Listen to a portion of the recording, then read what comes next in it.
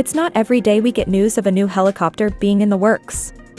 That's because, for better or worse, the aviation industry is a very solid and stable one, with aircraft of all kinds that were initially produced decades ago still taking to the sky safely.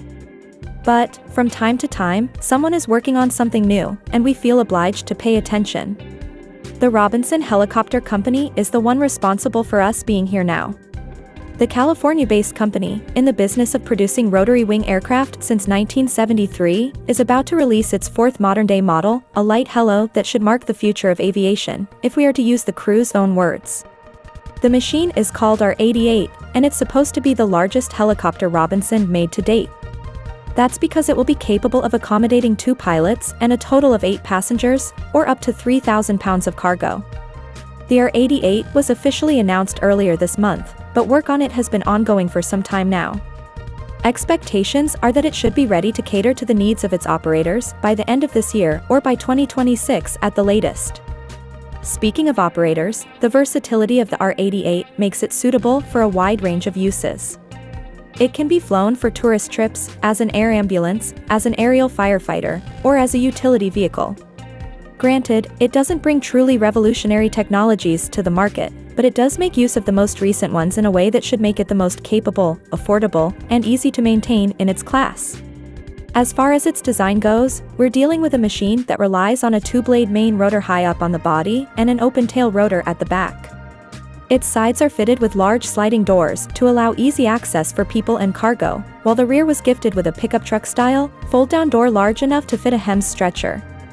The helicopter is packed to the teeth with new LED lights, pulsed landing and taxi lights, tail rotor lighting, scene lighting, and entry lights. The windshields that surround the cabin and allow people to enjoy the scenery are impact resistant.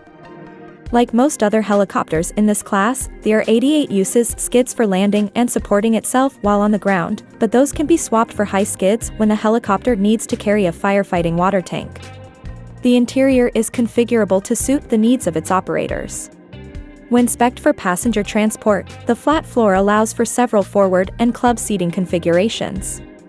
All of the surfaces in the cabin are made with new materials, but Robinson does not specifically say what those are.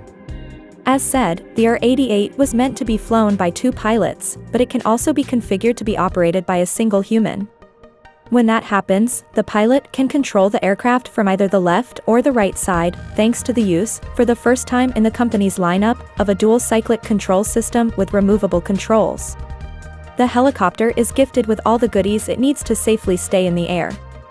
The avionics suite comes from Garmin, G500H TXI displays, and GTN navigators with touchscreen controls, and there is a standard 4-axis autopilot from the same company to take care of level mode, hover assist, limit queuing, and protection for low or high speed and altitude.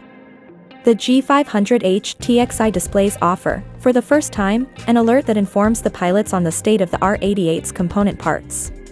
Data from the engine and other systems will be recorded with data link, while a standard health usage monitoring system will monitor critical components.